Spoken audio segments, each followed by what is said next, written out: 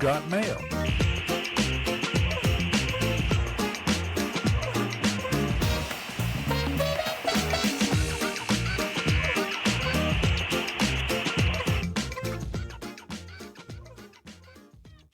Good morning, everybody. You are tuned to Computers 2K now on the Nissan Communications Network. I'm Amnon, your host for the next hour, along with Spence. Good morning. I'm Good I'm morning. coming to you this morning from Greenland. And Nick is here. Oh, hi. Good morning. Good morning. And Gal is here. Good morning, everybody. Good morning. Katie has some friends over, so she's going to miss this morning's show. Our number is 919-518-9773, Computers 2K Voice on Skype, and today's show is made possible by vMix Software and is sponsored by Tom Sinclair of Live Streaming Gear. Now, before everybody kind of pushes aside the intro, I don't know if you heard about it, but Elwood Edwards, the voice of AOL's You've Got Mail greeting, has died at age 74 following a long illness, according to local Ohio news station WKYC. He worked at 3 News for many years as graphics guru, camera operator, and general jack of all trades. Yet it was a somewhat random opportunity in 1989 that earned him international fame. So the voice of You Got Mail passed away. May you rest in peace. He'll be more famous in death than he was in life. Well, Did you know that he only made $200 on recording that voice? Really? Yeah. Well, $200 sounds actually like a hefty sum for something like that. You do not know. You don't license it. Yeah. Yeah. That's not like it's not a TV show. It's not a movie where you're like licensing your likeness. You're doing a voiceover recording. It's no different than somebody that records you record a commercial. You don't get royalties on that for the most part, or as a voiceover person, unless you're a very famous voiceover guy, like the ones that we would know. Or just somebody who is part of the photo shoot and his liking is on, I don't know, a very famous can of food, right? It's the same thing. It's $200. $200. Yeah. What year was it? 1980 something? 89. Well, that was pretty good for 89. Yeah, I mean, right now you'd be lucky to get $50 on a voiceover spot. So AI. The market's pretty. Yeah, well, that's part of it. Absolutely, the market's pretty rough. So, what else happened this week? Can I hijack the show? Absolutely, you can. Okay, I'm not happy that we are at this point, but we are at this point. I need to find a new web browser. I can't keep using Chrome. It is spogging. I have 32 gigabytes of RAM on my computer, and Chrome is just eating so much damn memory. I've already gone through and I've removed a bunch of extensions. I think I probably need to do a complete fresh reinstall of it. But man, I'm running into some serious memory issues on my computer, and all eyes, all arms, all ears are pointing towards Google Chrome. It's killing. If I pull up a YouTube video, like what I was trying to do yesterday, watch a YouTube video. I mean, the entire browser scratches to a halt. All tabs and all windows. It's awful. So God, what do I do? My Chrome is using 0.4% of memory. Yeah. Mine's using CPU. I'm sorry. Yeah. How much memory is it using? Mine's using 4.5 gigabytes right now. I have a total of 12 tabs open. It's using almost a quarter of my system's memory. How much memory in the system do you have? Let's start there. 32 gigs. It's two Okay. 16 gig So SODIMMs. way above normal. So that's fine. Which is what's so frustrating because I use Chrome on my laptop, which only has 8 gigs of RAM, and I can upgrade to another. I just haven't yet. And I haven't had I don't have any issues with my laptop performing the way that this desktop does. And I'm assuming it's a Chrome issue. I wonder if I just need to do a complete wipe and nuke of Chrome and try a reinstall and start from there maybe.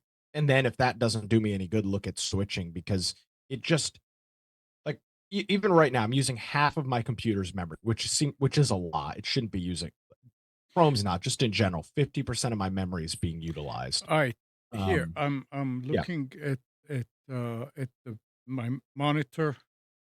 Mhm. I mean, the laptop. Oh, it says Google Chrome. What is the number 6 in brackets? That's how many processes is Okay, under it Chrome. says 6.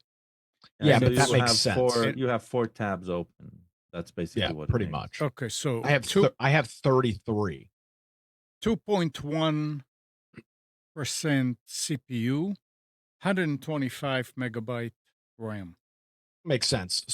So maybe I mean, I've gone through and cleaned out a lot of my extensions, but maybe there's still some stuff in there that's eating up more than it should be. I've heard that ad blockers can can really bog down Chrome. I watched a video on that a couple weeks ago. Depends on what type, Yeah. right? Yeah, it's I'm Some very using people 660 meg. How many tabs do you wow. have open? 8. Yeah. That's a lot more than I do. You have no Okay, so extensions, Amnon. That's I the do big not. thing. That's correct. I do Yeah. not. so I'm not Wow. using Chrome, right? I'm using Firefox and I'm using Edge. Mhm. Now, my Firefox right now is at about 50% of my memory, but Okay.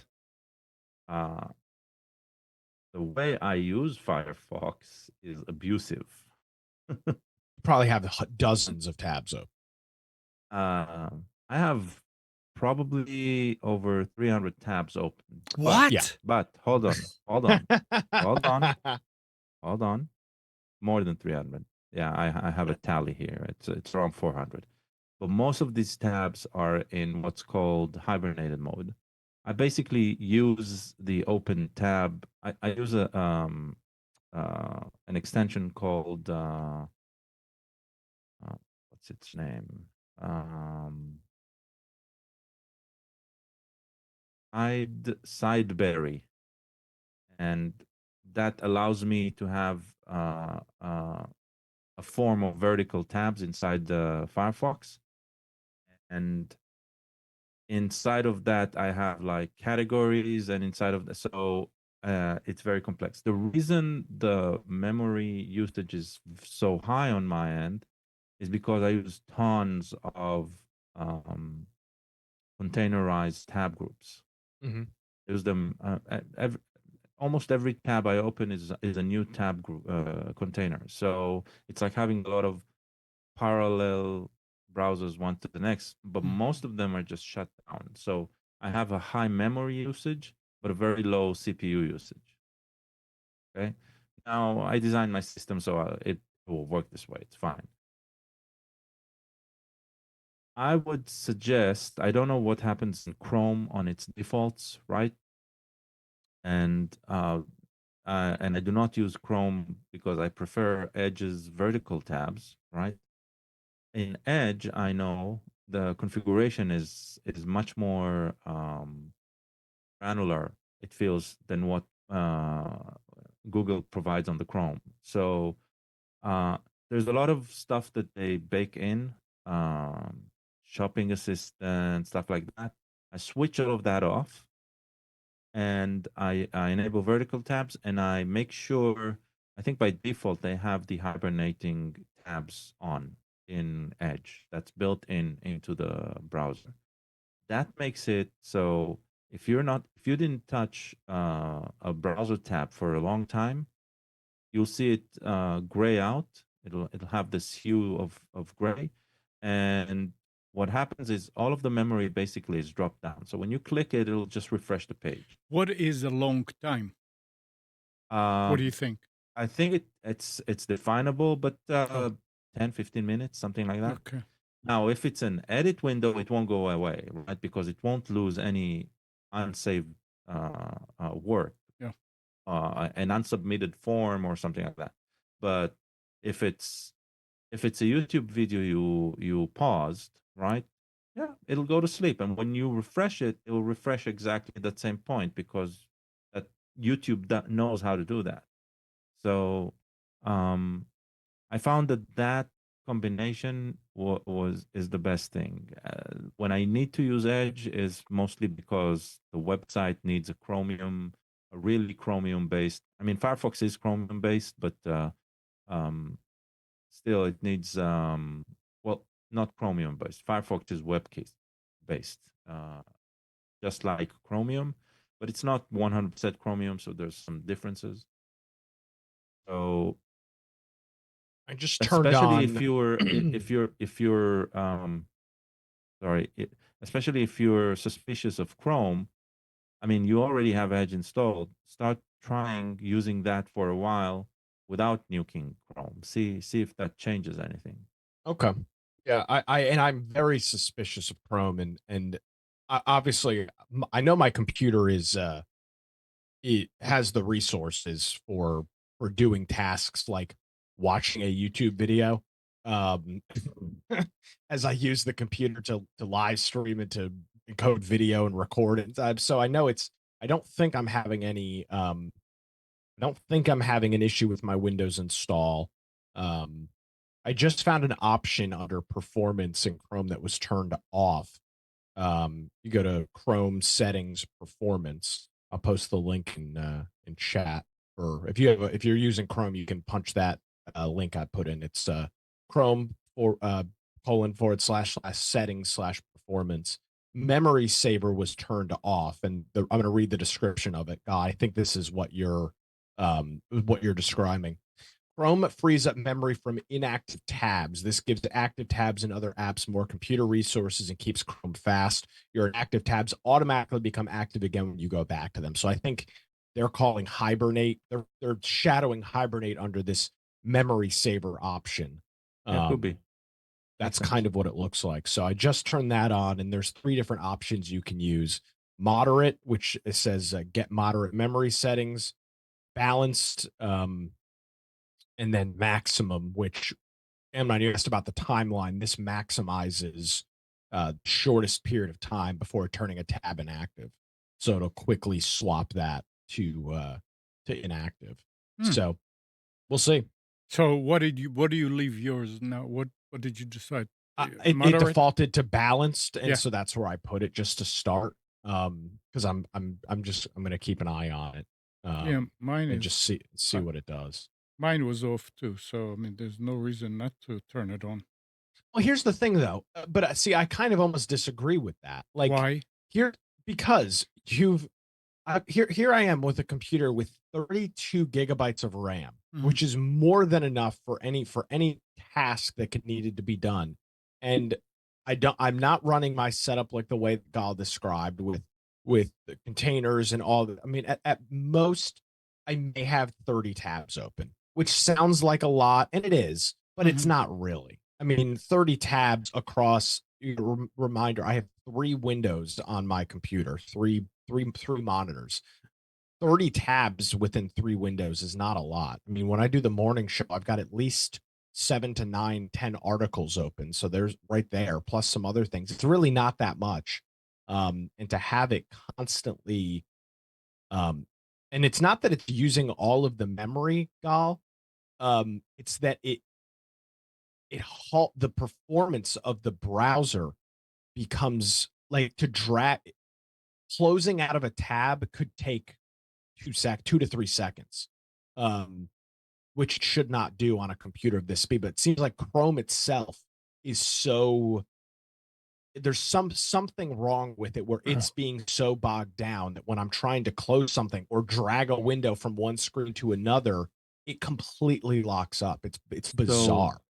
when the computer slows down, when an application starts working and you don't see a high spike in CPU in that application, that is almost always memory swap. Yeah. Okay. So one of the things that you'll see is after your computer is on for a while and uh, talking Windows and memory has reached full capacity usage, uh, what you see is you see a very a system process called memory compression, I think. Yep, that's what I'm looking at right now. Yeah. And when you see that, that means swapping has gone into overdrive, basically. Hmm. And I have never seen the system actually recover properly, other than reboot from that state. You know, And I'm looking at something right now, and I might also have a settings issue that I didn't realize. My memory says it's running at 2133 mega transfers, which is low. I'm looking at my memory. It's a these are 3200 megahertz chips. So I'm down 1200 mega transfers from what it should be. I wonder if I've got an issue in my BIOS maybe, which I need to update because that speed is low, which would cause issues as you just talked about when that memory compensation gets high and the memory is quote unquote slow, which is what this is at 2100 megahertz is very slow. Compared to what the modern what you should have right now, that speed is so slow that that swap is taking forever under that mega well, transfer. I mean, what's slow on the swap is the disk. The memory is not the bottleneck. No, but when that memory Um, I'm saying when that memory compensation is getting so high up there and the memory is only running at 2100 megahertz instead of 3200 megahertz, that's probably not helping either.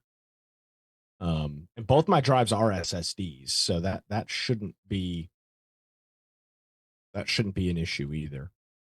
I well, also really have SSD is still not as fast as RAM, right? of course. So, Yeah. yeah. I don't know. It might be a mixture, right? Yeah. It might be a good point to run SDIO. That's Sidu, yeah. yeah, where you check that you have all of the drivers up to date. But I doubt it's something to do with the drivers as much as it has to do with the memory usage itself. For sure. Um, I've seen those slowdowns. I have 64 gigabytes on this machine, right? Mhm. And I've seen these slowdowns, so I know exactly what you're talking about. Um, it's just that you must find a way to really limit the swap on the machine, because at a certain point when the memory managers starts to use swap extensively, it does not stop using swap extensively, right? It's like it doesn't go back to normal. It's like open season on swap or something like So to that. explain that, swap is essentially when it starts using your disk, your hard drive, whether that be a physical hard drive, an SSD, it starts using that essentially as memory, correct? Correct. Right. Which is very slow, as you just noted. It's not a very fast form of storage in Right. comparison to RAM. Now, to be clear, right? Zeroing the swap completely is also a mistake. Uh, there should be a small amount of swap space. The reason is the way the memory allocation, each process gets a very large virtual uh, memory space, uh, and they're not supposed to interact with each other. So theoretically, the memory space uh, in these allocations, they can be more than what you have in the system. That does not mean that it's using more than that. But swap, if it isn't enabled, it can break. It can save very early on, even if you have 32 or 64 gigabytes of RAM, it can say, hey, I'm running out of RAM rather quickly. The reason is it does need like a sort of infinite canvas to work with, and Swap allows it to do that. Mhm. So this is an oversimplification of this, right? It's not in any way technically accurate, but um, but that means you need a swap. So, but even if you have 32 or 64 gigabytes, assign 2 gigabytes, 4 gigabytes for swap. That's it, no more. Okay, because you do not want the system to rely on that that piece of drive as an important part of your memory allocation. So that might help as well, limiting swap space Well, to 2 gigabytes, 4 gigabytes, something like that. this laptop I have here that I use for the monitoring has 6 gig of RAM. Yeah, you're using probably the auto setting, right? Yeah. Yeah, on a 6 gigabyte of RAM, you would limit swap space to 1 or 2 gigabytes, right? I left And it at what it was when it was yeah, the formatted. automatic Yeah. that's what it'll do. Yeah. The It's thing fine. is that the rule of thumb that used to be the correct one was about a quarter of the memory.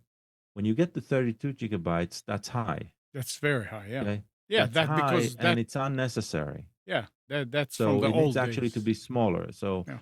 quarter of the memory, I would say it's fine as long as it's not more than 4 gigabytes. Or something like that. Well, Nick, All right. Well, did you try Brave? I They're all haven't the I same. haven't I'm not. I haven't done anything yet. Let me be clear. Okay. I haven't switched browsers. I have been as I am It was doing more. I'm it essentially working from home. I'm working from home full time now. So I'm sitting in front of my computer for a much more extended period of time mhm. throughout the day, and I am noticing these performance issues Yeah. that I've had for a while. Let me be clear. Chrome's I've always had issues with for quite some time with Chrome acting the way that it is, but it wasn't as prominent because I wasn't sitting here all the time. But now that I'm sitting here all the time and I'm noticing it over and over again, it's driving me freaking Yeah. crazy. Yeah. Have you tried Mosaic? I have not, and I've not tried Netscape Navigator. But I actually, as I'm looking at this guy, I think I might have a memory issue here. Well, I mean, Now maybe that Possible. because run some benchmarks. I just opened CPU Z, which is a good tool for looking at this, and my memory is running at 1,000 megahertz. versus what it's supposed to, you said? 30? 3200. It's rated for 30. Now, Yeah. what it's Yeah. running at is not always the case, but I might need to go into my BIOS, and I did enable XMP. I wonder if that got turned off somehow with a BIOS update or something. Yeah. So And definitely benchmark it, like yeah, because you need to push it to the limit in order for it to actually use yeah. higher rates. So yeah. Boot it into safe mode. All right. Gamers out there. nVidia will impose a 100-hour monthly limit on its GeForce Now cloud gaming service for new subscribers starting January 2025, with existing members facing the same restrictions from 2026. The gaming giant aims to maintain current subscription prices by implementing the cap, which affects roughly 6% of users. Members can purchase additional 15-hour blocks for $2.99 on performance tier or $5.99 for ultimate tier once they exceeded the limit. Nick, can you explain this? I mean, what NVIDIA has their own gaming platform? They do. So they Mhm. they also sell a very popular hardware device. I don't know if they sell it anymore. It was called the nVidia Shield. I don't know if they still make it. And yes, they have a service called I think it's been named and renamed. It used to be called GeForce Now. I'm not sure what they call it anymore, but it's a cloud gaming service specifically for the nVidia Shield, which think of that like a Roku or an Apple TV kind of smart TV appliance. Mhm. Um, and and you can stream games in other places as well, but that's where this really came up from, was the ability to buy there, which was expensive. It was like a $300 smart TV appliance, Wow. They still very sell it. powerful one. Okay, they still sell it. And so you subscribe to their service, and then you can stream AAA titles and resolutions that this small little hockey puck device plugged into your TV can't do. Um, and it's one of the more popular ones. It's not anywhere near as popular as Xbox Game Pass and the remote playing cloud streaming on that, but it's got to be number 2 in the list of cloud streaming providers for video games, because it's been around a really, really long time. It's very Actually, popular. not that expensive. No, $150 or $200. The Shield TV and the Shield TV Pro. They have two. that's good And that they yeah. come down on the price for that. There was a period of time where those devices were well over $300. Mhm. And that, you know, that's a lot, but it's more than it's more than a Roku. It has these. It comes with a controller. It's meant for essentially gaming on the big screen. That's the main purpose. Plus, it's a really good 4K decoder as well. You'll see it used if you watch any reviews on televisions on YouTube. Most of the time, you'll see that they're using an NVIDIA Shield to benchmark the TV, just because of its super high performance, um, compared to a Roku or an Amazon Fire Stick or something like that. They typically use the Shield for stuff like that. Yeah, it's a full Android with Google Play. Mhm. So when people look at a good, media streaming brain for their TV to replace whatever smart TV they're using, uh, this is very popular. Okay. And the continuing here on games, classic first-person shooters Unreal from 1998 and Unreal Tournament are now available for free on the Internet Archive with Nice. with official okay from publisher Epic. Good for them. Yeah. Does it play in browser I Yes, think on the there's a internet? yes, version and that you does can it. Yeah. download these. We're saying, and uh, It Yeah. doesn't play in browser, I don't think. I think Unreal actually plays in browser. I think even Unreal 3 plays in browser. They have like a plugin for it. Oh, they have okay, but like there's some games, some of the older games on Internet Archive, you can actually like play in the little Internet Archive window. I don't think this one, at least it doesn't look like here, this one here, is. here, here is the end of it. An Epic spokesperson confirmed to PC Gamer that users are permitted to independently link to and play these versions. Players can download the games directly from the Internet Archive and apply patches from GitHub for modern Windows compatibility, or use simplified installers through oldunreal.com. So you Tell you what, man, they've got a whole bunch of versions on here. Then I'm looking at the Epic Games Internet Archive account, and I mean, there's versions of 2004 on here as well. Um, Props to Epic for that. It's really cool.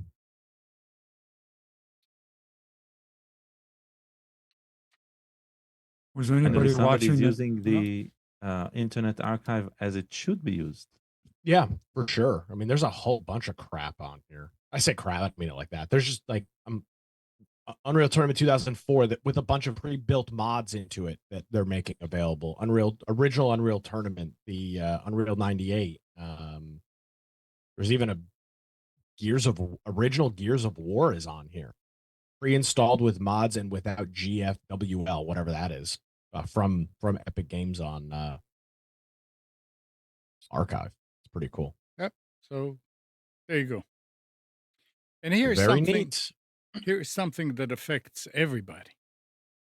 The Federal Trade Commission, your favorite, Nick, Love them. Love rep- Lincoln. She's reported phenomenal. that the number of consumer complaints about unwanted telemarketing phone calls has dropped over 50% since 2021, Bullshit. continuing a trend that started 3 years ago. This year, the FTC has received 1.1 million reports regarding robocalls, down from 1.2 million 1 year before 2023 and more than 3.4 million in 2021. According to this year's National Do Not Call Registry data book, which provides the most recent data on robocall complaints together with a complete state by state analysis, the highest number of consumer complaints targeted unwanted calls about medical and prescription issues, with more than 170. Okay, just goes with. Now, I don't think it is a lot of bullshit. Oh, I think it is. But I don't Especially with think the election that just happened. I don't think it has to. Oh yeah, that's well. That was mainly. Now let me tell you, that was mainly robocalls. That's right, texts, texts, yeah, not that's- email. But I No, believe definitely. I believe that the reason why it's going down is not thanks to something that the FTC is doing for us or protecting. I think it's the individual carriers have better and better ways to stop it. And there are apps out there that allow you to do that. Better That's true. apps and better apps and better apps. So that's the reason it's going down. It's not that they are slowing down trying to do it. I mean, I'm still getting them now. We want your opinion. So you keep adding them to your block list and hopefully it will slow down completely. But yeah, it's everybody's affected. I mean, I remember Hannah sitting here and like every 5 minutes, ding. Oh, good. I said, what you need to say is to answer, yes, I already voted, and always say I voted the other party. So if it's from a Republican, say I voted Democratic, and if it's Democrat, say I voted Republican. I don't know. Yeah, that stuff doesn't matter. Somebody nobody as somebody that initiated thousands of phone calls and sent I sent close to 150,000 text messages this political cycle. You're the guy. Yeah, I am the guy. On what? Not on your phone. No, through a service. Yes, a service. That's paid for. Yeah. I don't care if you don't ever say stop when it says to opt out. Says stop. It just means you're confirming. No, actually, that's not true. No, if you do that's text actually good. stop, that's what people need to actually do is respond with stop because all of these services require hundreds of times. Spence, wait. It hasn't worked. Nick, well, it depends on the service. If it's a legitimate company that's following the rules, which is like for the political stuff, because they're so highly scrutinized and all of their stuff goes through a lot of their stuff goes through super PACs or various affiliated groups that is accountable to whether it's the state board of elections or the federal election commission. Mm-hmm. When you text stop, at least in all of the texts that we sent out here locally, you did stop. You went into a thing and then somebody went through the list and verified your request. For a couple of years, I've been getting text messages to Gary, and I would keep saying stop, stop, stop. Then during elections, it switched. They started calling me Gary, but to contribute and Gary to do this and Gary to do that. Nice. So that means that phone number, your phone number, before belonged to some Gary, and I've had my phone number for 20 years. That doesn't matter. I have my phone number for 11 years, and just started like 2 years ago, though. Yeah, somewhere along the line, it started with real estate stuff. Well, want to buy this. The point is, Spence, that you're getting texts for somebody else. Yeah. And that I think it's just that somehow it got in the system, and that's what they're using. Oh, The It's the bigger problem to what Spence is talking about though is that once your number gets sold to all of these yeah. services, you do stop on one and then there's 30 more behind it because these are Right. all different companies that are now texting you and using your See, data. I well, don't it's So all different numbers. I don't that's the issue. So they're all different. I don't use stop. I just go block. That's not a good idea. Why? Because depending on the service that's contacting you, if they're using a number or if it's for example, if you're with a municipality and you're signed up for text message alerts and you block that number, you'll never see anything that comes through on that number again. You're You right, don't know, but but you if don't know it what comes that from number that is. number, then it's legit. It's not a problem.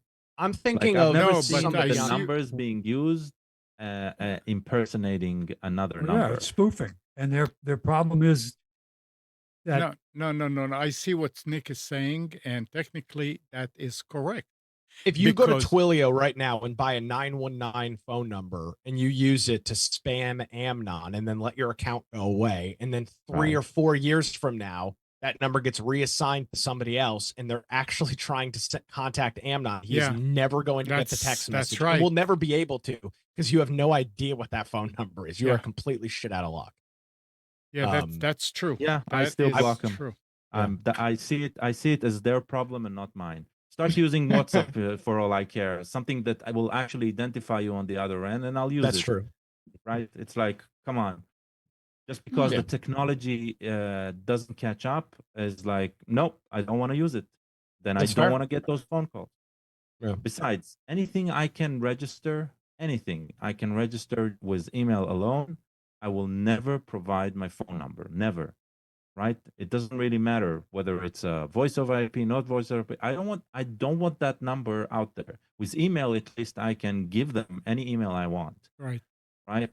And with a number, it's like it's gotta be my phone number. Hmm. No, I do not want you to have direct access to me. By definition, no way. I'm not but gonna what about sign in with Google. I'm not gonna sign in with Facebook. I'm not gonna sign in with anything. You when do you not get sign up direct access to me. for a service where you want them to have your number and they sell it? That's the issue. Yeah. Exactly, exactly. So Because you have anything, Uber, for example, you want to sign up with Lyft, you have to give them your number yeah, because they're going to be working with you through text messages. yeah, John is saying when you say stop, they know it's a good number. That is that's the Nobody is old. physically doing the text though, Yeah, so that that there's nobody reviewing it's those not. This unless is you're but doing this is something from the else. old days when you said unsubscribe from a mailing list where people were looking at it and they knew, and that was the rule. Don't ever unsubscribe yeah. I because they get know. And It's it's not that it's not being done. That is correct. It's being done as well. But uh, with unlike email, right? You cannot change it. I mean, changing the number is a chore. It's a chore that is a lot more hurtful to you Yeah, you than wouldn't just want to do switching an it. email. You Right. wouldn't want to do that. Yeah. No. Exactly. I did notice that Uh, with the campaign season, I was saying stop, and I would get a text message back saying you have been removed. yeah, that might just be more political than anything else. Yeah. So it's not maybe it's not one size fits all, but I can tell you definitely for political text messaging, if you type stop, you will be opted out because it's that stuff is heavily scrutinized.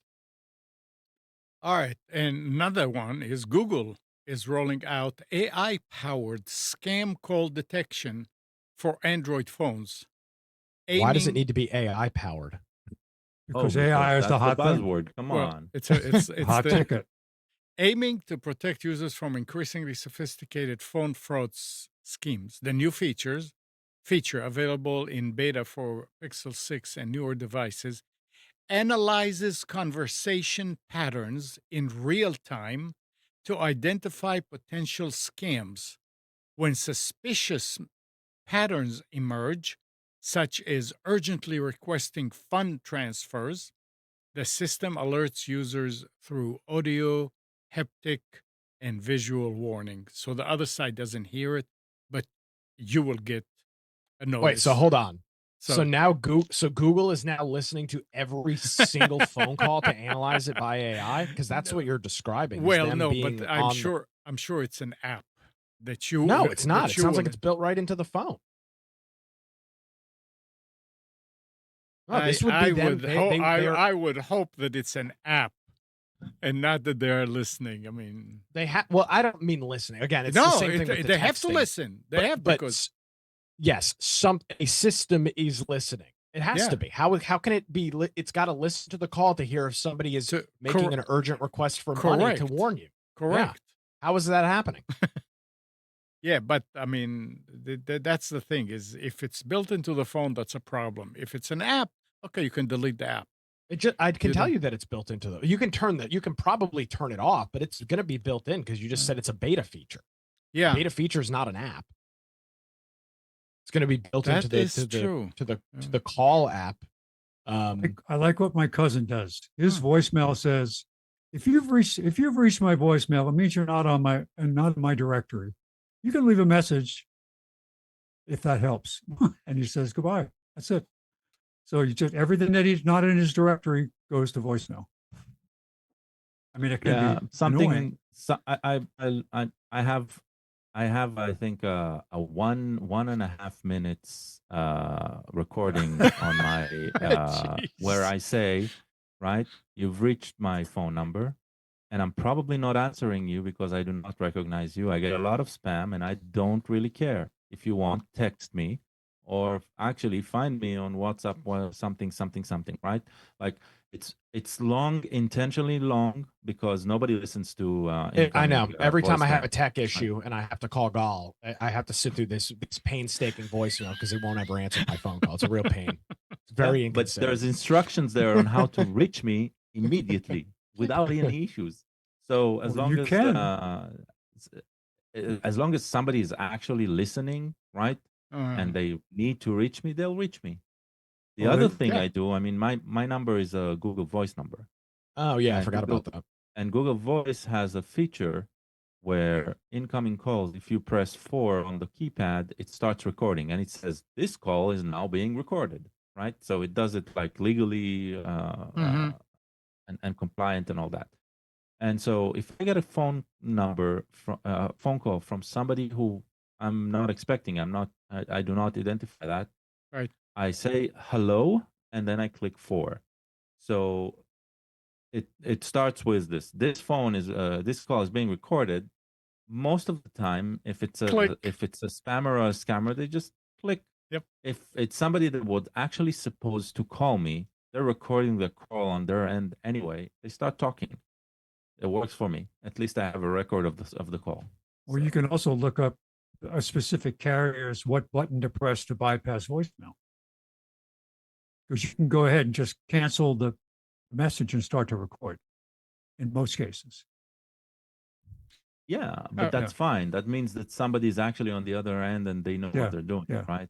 So I have no problem with that. Amnon, do you remember the device you could buy? This is years ago.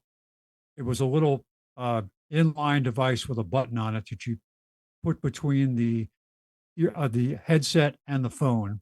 That when you heard somebody call that was a annoyance call, you press this button and it would go bong, and it say, "This is an official message," and it say, "As No. of now, you have been blacklisted," and just go through this whole thing, and it was great because it just discouraged. But back then, it was the only kind of automation you could get. I don't remember that. I never Well, used today I never we- used it.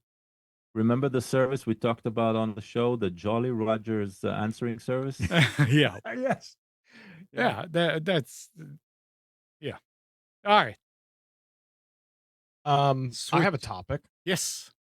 Netflix. I was just going to mention that. Yes. Do you have a Netflix story in your list there, Amnon? I don't have a Netflix thing. You don't have a Netflix story. I have Okay. a freebie. Okay, well, so Netflix did a very large thing on Friday night. They had a pay-per-view boxing event, which traditionally has been left to cable providers, or recently ESPN has done a lot of pay-per-views with the UFC. but Netflix took a stab at and I think this is the second or third time they've done a large scale live event. And unfortunately, just like the last couple of times that they've done these large scale live events, it was a complete and utter effing disaster. With constant freezes, constant refreshes. The I saw best put on Twitter. Josh Denny, who's a comedian, tweeted this out. He said, Netflix stream quality looks like they're pirating their own broadcast. And that is the best way to describe how shitty the stream looked. It was awful. I mean, it would go down to 240p resolution at periods of time. It was awful. So Nick, if I send you something on X, can you put it up on the screen? yeah, absolutely. I just have no way to do it. I don't log in from my computer to X. I only do it on my phone. I'm going to send you a not link. send me a picture of Mike Tyson's ass, are you? No, this is a picture of a guy destroying the But- television in his house because of the buffering. I mean, Ah. I'll let you see it. And you can put it up. But I mean, The best meme I saw about this fight was this fight could have been an email. Yeah. but Nick, this I would think that this required the whoever organized the fight to approach Netflix and say, yeah. No, this was Netflix's fight. Netflix put this together. This was Mike Tyson and Jake Paul was the championship So they match. organized it. It wasn't. It was a sanctioned boxing event through the. In the case of this, it took place at AT&T Stadium, which is the Cowboys Stadium in Dallas. Yeah. This was a sanctioned boxing event by the Texas Board. This was a sanctioned event, but Netflix was the catalyst for this. Okay. Netflix wanted a pay-per-view, Okay. and they worked with whatever promoting groups to put it together. But Netflix was the All right. So they were the authority. they so were the to speak. catalyst of Yeah, this. yeah. They Interesting. claim that they peaked at about 65 million concurrent streams, which to their credit is a lot. But it just But what they weren't ready for it. I mean, well, that's the thing is like this was what was so weird about it. So the stream would freeze and it would show 25% buffering and it would not buffer any further. So as long as you backed out and then immediately clicked watch again, it would come right back. That's what was so frustrating about it. This wasn't like, oh, it's down and you got to wait 4 minutes to reconnect. It would go to 25%. You would back out as quickly as you could and click watch again. And within like 15 seconds, you're back. It was just a pain. And the quality was constantly fluctuating. That was incredibly annoying as well. Hmm. Oh, you texted it to me, Spence? did. Let me see. Sorry, I should have emailed it to you. But email or tweet. So itself. while you're waiting for it, Amazon is to close down Freevee. What? It's free ad-supported video streaming, and to fold its content into its Prime Video service. for Yeah. a cost. Yeah, of course. It's going to be phased out over the next several weeks. Actually, Spence, not for a cost. They've done on the Prime. If you get a free with Prime, you still get. They are started doing ads before and after the show, right? So Freevee I'm is just guessing. I'm it's just guessing what they'll another- do is they'll just incorporate it with the ads just in the Prime service. That's all. Yeah, because you're already getting ads in Prime anyway. Yeah.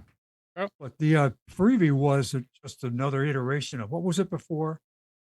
IMDb TV. Yeah, Yeah. IMDb TV. That's right. Yep.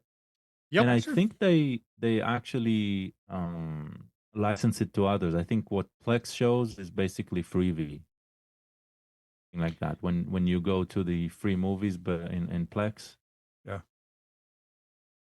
All right, I've got All right. Spence's video. If nobody talks, we can look at this gentleman's experience watching the Yeah, he was the very Netflix happy with watching the Netflix fight. Incredibly frustrated with the process. There you go.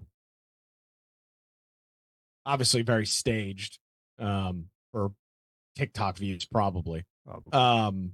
But yeah, there you go. The real All right. question is, was it his house?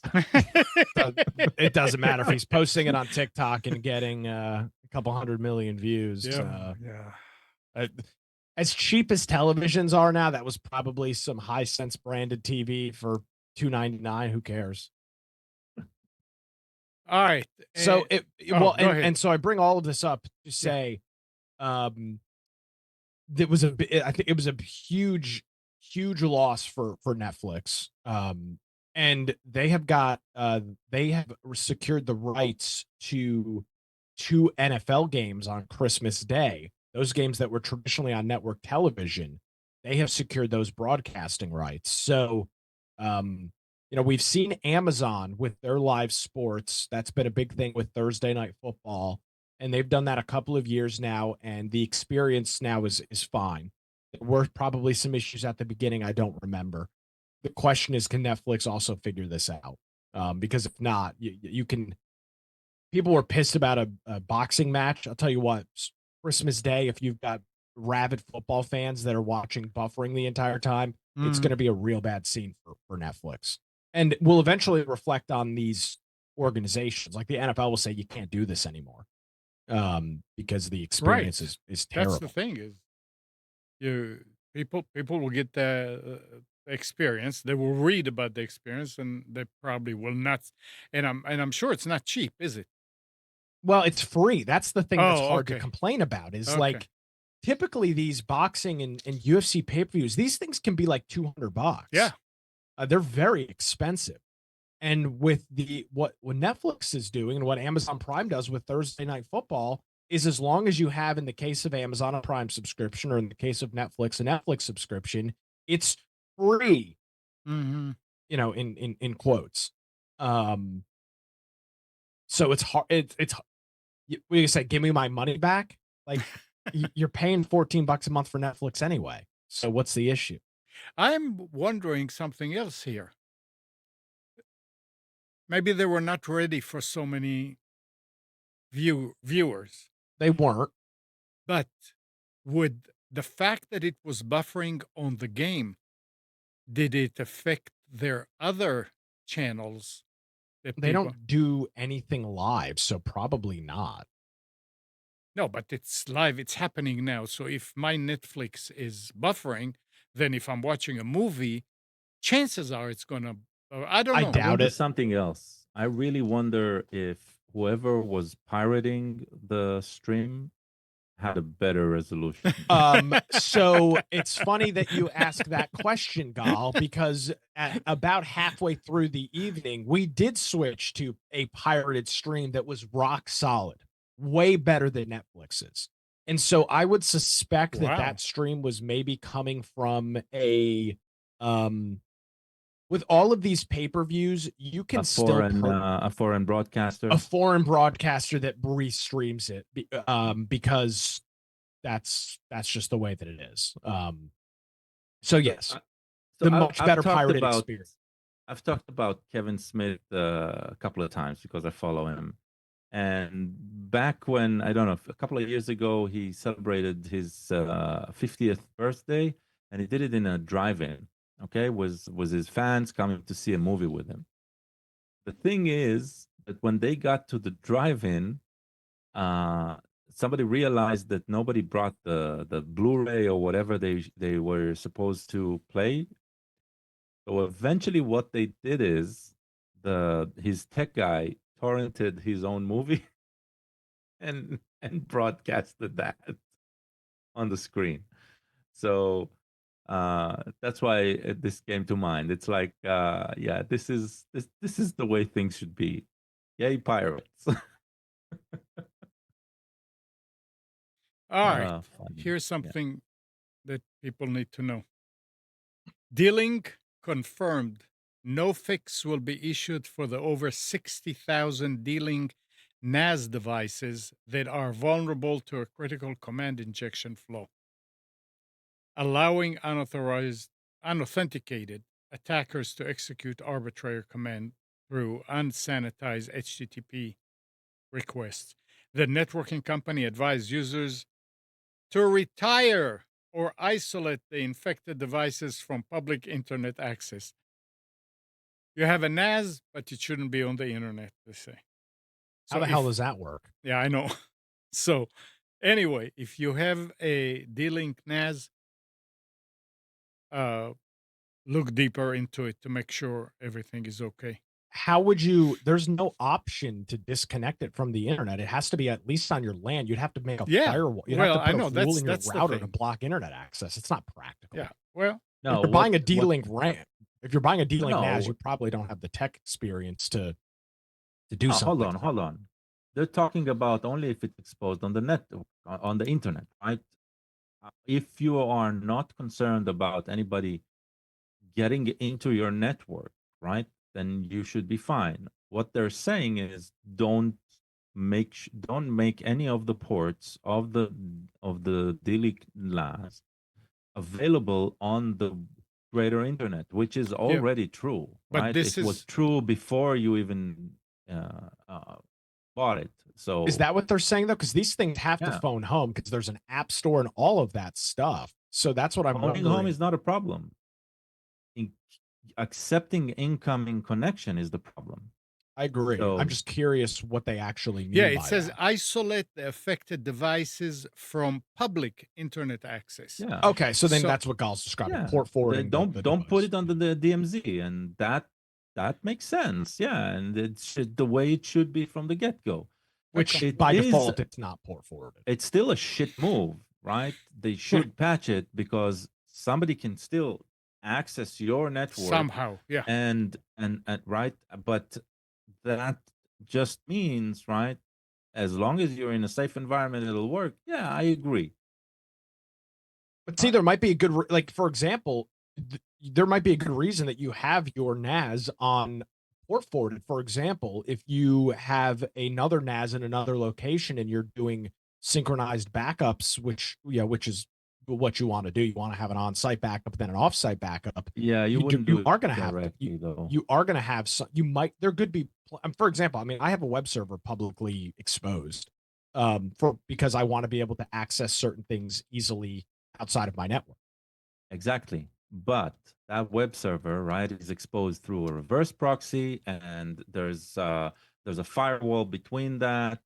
So Yeah, it's there are just one very, port very that's exposed. specific Mhm. things that can pass through, right? So Correct.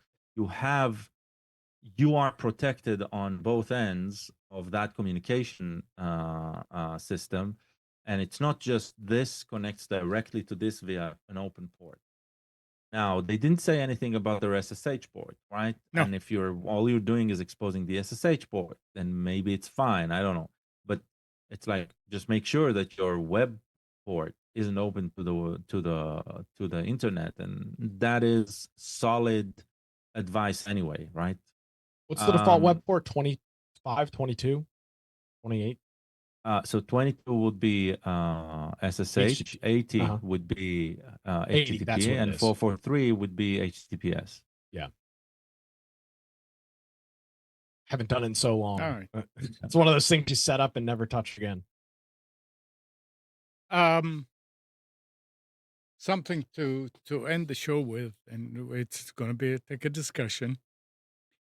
Android authorities Rita El Khoury argues that the decline in punctuation use and capitalization in social media writing, especially among younger generation, can largely be attributed to the iPhone keyboard.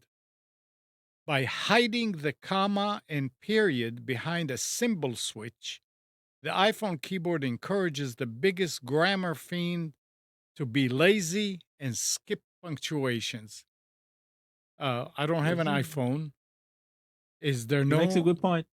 Huh? It does hide. It does hide it. It Yeah, of does? course. Yes. Yeah, it's Wow. Yeah. screen real estate. Yeah. I mean, It's do because you really want all those symbols on the default screen? No, not all those symbols, just the comma and the dot. Interesting. I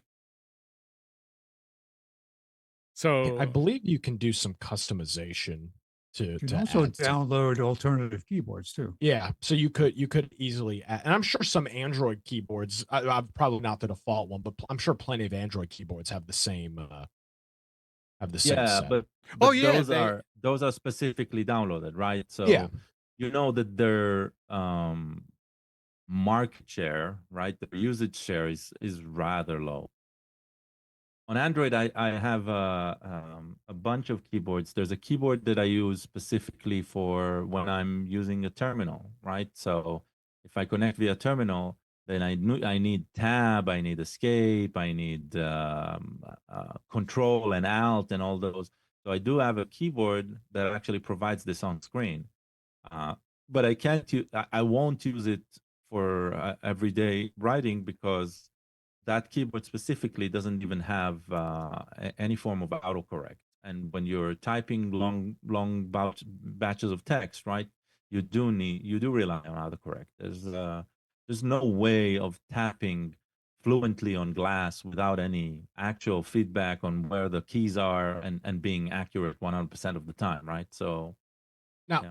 I will say periods are easy because a double tap of the space bar on iPhone, and I'm sure on most keyboards at this point, is a period and then space and then a capital, a capital letter for whatever you're typing next. Comma definitely. But I'll say this: if you use, which is seemingly more popular now than ever, is the voice to text feature that does a lot of that grammar itself. You don't have to say, you can, but you don't have to always say comma or period. It knows by the inflection of your voice and what you're saying to add commas and periods into sentences. That's not perfect, of course, but You're in certain sure? periods of time. Absolutely. Yeah, I've tried it a bunch of times, obviously on Android, but I don't think it does any what's it called? Punctuation. Punctuation. Yeah, I don't Yeah, think it. I think it I does. usually say comma if I want to accentuate and have an actual sentence where I say something, I have something around commas, and I go back to the actual saying of the sentence. I do add the punctuation with uh, Oh, my voice. I think for me, anyway, when I type on my iPhone, the autocorrect, because I have big fingers, right? It's it insane some of the stuff it comes up with. I it always have to go back. Yeah. it autocorrects spelling or Autocorrect spelling, punctuations? but it Well, does the weird, and it's not even words that it produces. It's switch it to auto suggest instead of oh no, autocorrect. but it's not a suggestion of anything real. It's just it'll be Yeah. if I'm typing send and it'll say S space ND. So what I do is if I dictate, it's much more accurate. I just have to read it to make sure it hasn't placed the wrong word, but everything is an actual word, not Yeah. No, I agree. I agree. gibberish. Dictation Yeah. is much easier. It's just less used because, especially if you're around people, you won't dictate. You'll type, Right. right? Oh, so of course. So Yeah. yeah. So but yeah, I agree. Dictation at times when I'm struggling with a spelling or something, right? Instead of just guessing, I just hit the Yeah. mic and say the phrase that I want, and it writes it, and it works. So I agree. It is a better interface, but it's just a less convenient one. So I yeah, don't know if newer versions of Swipe are better, but I tried that when it first came out and I could not do it. Pretty good now. It is better. oh yeah. Yeah. Yeah, The definitely. Google keyboard on Android has swipe built in, and So does that's iOS. yeah, Yeah, iOS has it too. that's what I I use just as well. haven't turned it on. I'm just going to But it's switch to the you probably don't kanji. have to. I bet you don't have to. I don't think you have to turn it on, Spence. I bet you it's on right now. If you open up your phone and just try it, I Yeah. think it's on by default. And you don't. There used to be an issue with Swipe early on, and Kyle, you probably remember this, where it would think you were swiping all the time. Like you would just be typing in words, and it would think you were swiping. Swipe is on, and I don't ever use it, and it doesn't accidentally try to do it Yeah, anymore, here's a which is weird great. thing. I touch the screen, I hold my finger down, and I go across the keyboard. It suggests hundreds of different words depending on where I am. but nothing actually goes into the reply area on the screen. Oh, So I'll go and I'll start with V and I'll go up and I'll start with B and it says buy, bad, brush, back. Then it goes to van, I Venmo, would banks. think that if this happens in the middle of a sentence, it will probably take into consideration the Context. content. Yeah. Try to, yeah. And it does a very good job. Mine, at least my phone does a very good job with that. Well, Like I may not have turned a feature on that I could use, but Yeah. if you're texting somebody about, you know, plans that you had and you start the sentence off with, I'm sorry, and it knows the context, I can't make it tonight. I can't make it then. I can't Yeah. talk right now. I mean, it does to me, it does a pretty good job with that for the most part. The best feature I think that nobody actually noticed until, accidentally noticing is the space bar is actually a navigation tool. Did you know that? Yes. yeah, Yep. I've used that for a long time. It's Yeah. very That's handy. super Hold the handy. space bar and swipe on it, and then you can move across the line. An excellent editing tool. Yeah. And that's on both Android and iOS. Yep. I know they do with both. Okay. And just a short thing, Microsoft is planning to no longer support the Windows Mail, Calendar, and People apps later this year. So if you're using Windows Mail, and I know quite a few people that do, because when they call, they have a problem. And I said, so what do you use for email? I say, I use just Windows Mail.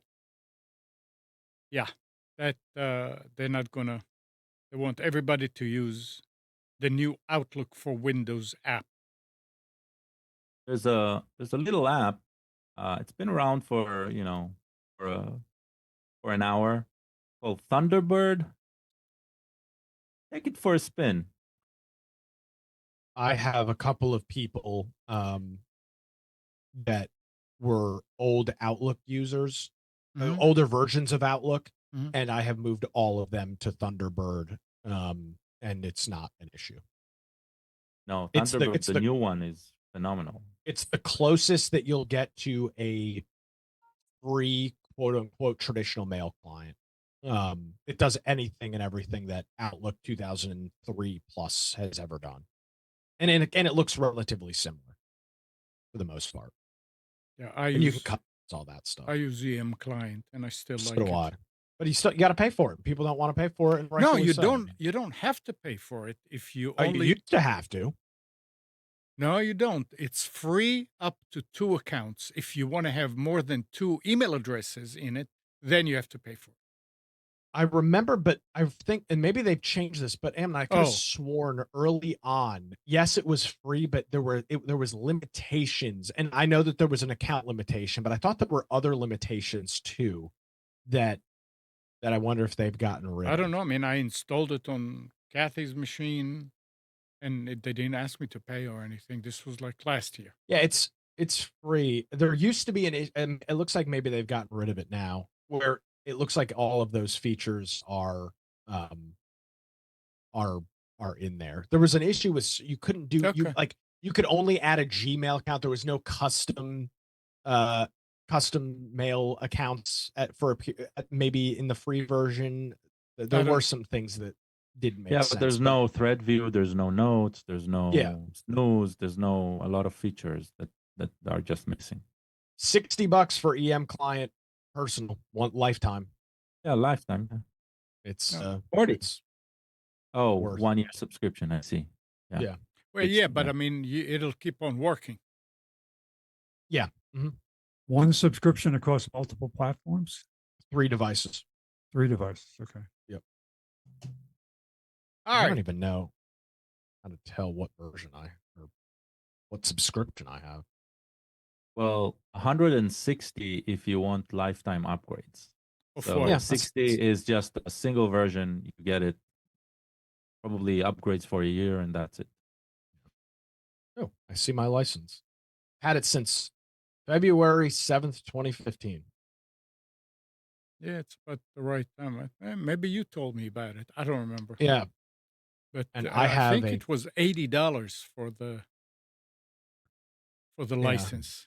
I think. How Yeah, where this license key exists, I have absolutely no idea. I probably need to probably in your figure that email. out. From 2015, I probably won't find it. Uh, Oh, I Well, now I built this you I can built this test computer in EM's 2020. client search capabilities. That's a great point, Gal. EM clients. anything else?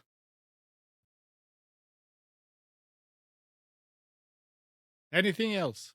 Going once? Hold on. Mike says I can't enable HTTPS on my Synology NAS. The option in the help notes don't match the software, which is up to date. Well, we'll need to discuss that separately. For Synology NAS, I don't know that.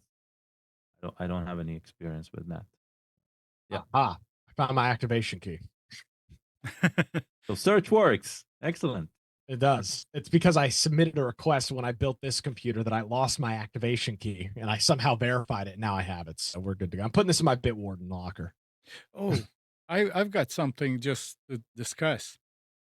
I For the last 2 or 3 years, I was having a problem having calls forwarded from my VoIP to my cell phone with the caller ID.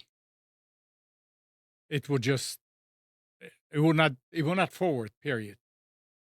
At around the same time when it started, one of the OB highs 202 got hit and one of the ports stopped working. So I have two of them because I had three lines. I moved it to the other one, and everything was working, but it was doing this. They could never fix it.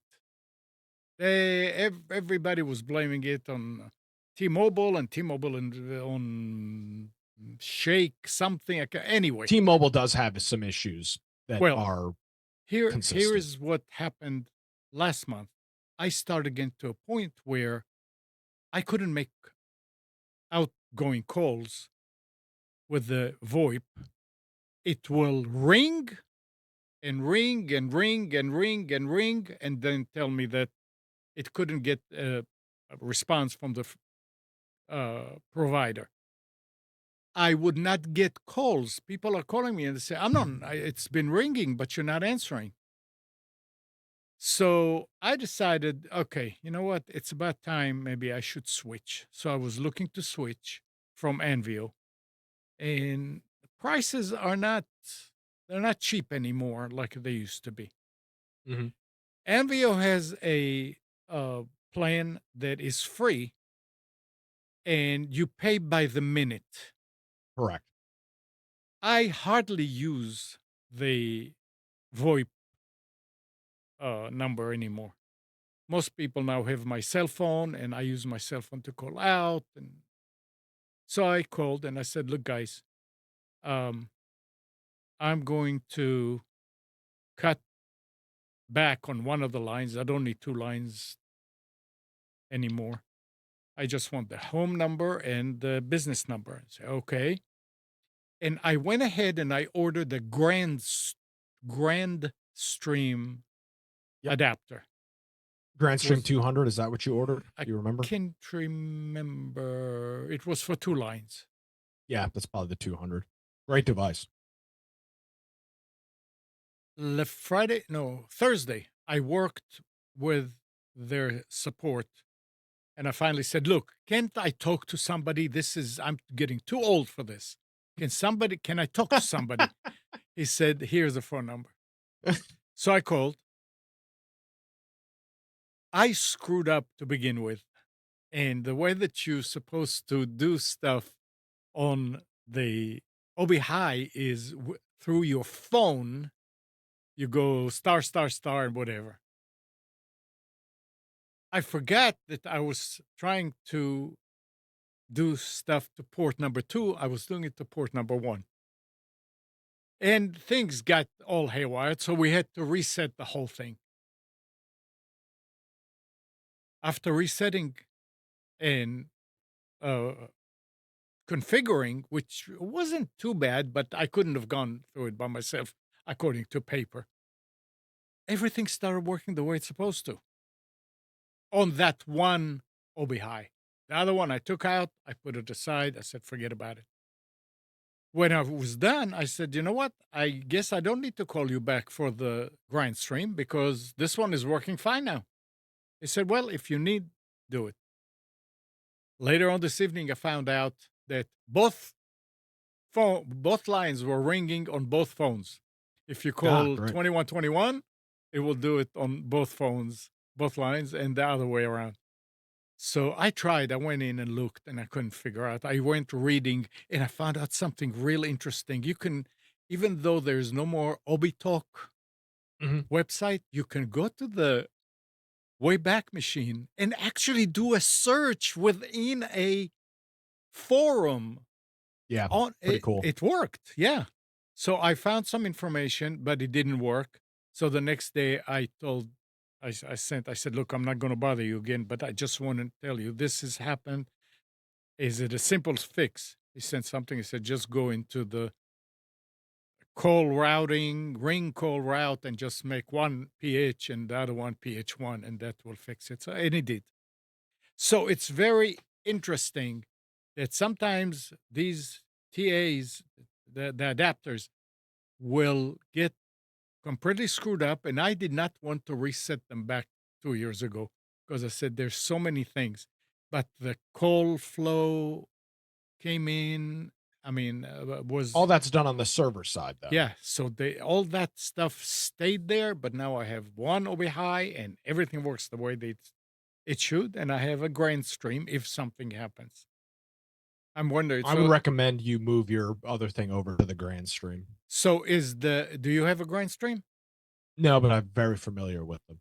Are they I don't have a easier? I don't Are they easier to configure than the OB No, high? none of them are easy to configure. I mean, they're meant to be complicated so that you can build so you can set up something that mimics a traditional telephone line with ring Okay, rule and delays and things like that. But with they can be easy they you also can easily set them up. okay. In Well, many I'll cases, you can just auto provision them just say. through the interface, and they'll just Yeah, go I to the was VoIP I was provider and thinking work. just connect the phone to it on the disk and then look at the OB high and get the information from there. You might be able to do that. Yeah, I'm I'll see. not exactly sure, but Right now, I'm I mean, enjoying my. realistically, the OB highs are seemingly being phased out Oh, because they OB already talk. are phased out. I Yeah, I mean, mean, they just they don't work anymore. Um, yeah. so yeah, the grand streams are nice devices. Or if you can get your hands on it, an old Cisco TA is still the best thing I've ever interacted with. But they Yeah, don't those you have to buy used, and there's definitely no support on those. Alan is saying he has a Grindstream HT802. That's the one. HT802. I Okay. remember that. Yeah. Okay. Anything else? Are we done? All right. Well, thanks, Nick. Thanks, Spence. Thanks, Gal. Katie, I hope you're listening, that you're enjoying yourself. And good morning, Kathy, Hannah, Nabil, Mac, Norm, Katie and Donna, Dina, Mati, Eleanor, Sarid, Yaakov and Yael. Thank you, everybody, for tuning to Computers 2K Now. We hope you enjoyed and maybe learned something from our time together. Remember to practice safe computing. Back up your hard drive and update your virus scanner. And change any same passwords wherever you use them. We'll be back here next Sunday at 9, but you can always reach us at computers2know.com. Monday through Friday, 5 to 6 a.m., Nick hosts the Carolina Journal News Hour on WBT in Charlotte, North Carolina, 11:10 a.m. and 99.3 FM. And it's on YouTube also. So, Nick, is it on, shoot, what's the one that What? Tune? the Echo is using? Oh, yeah, tune in, yeah. It does. Yeah, yeah. Okay. And Nick and Brian also host the Infection podcast on Twitch just go to infectionpodcast.com and see when the live show is that week, or just go and download the show afterwards and listen to it on your own. That's a show for survival games, gaming news, and some political points. Have a great week. We'll be back together next week.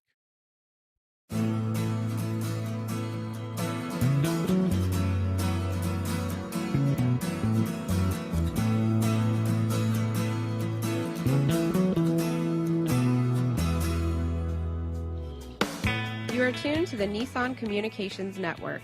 If you tuned in too late, you can always watch each program in its entirety or download an MP3 audio file of it in the archives section at nissancommunications.com. Don't forget to subscribe to our YouTube channel, follow us on Twitter, and like us on Facebook. Sponsored by StreamingGear.com and DeltaForce.net.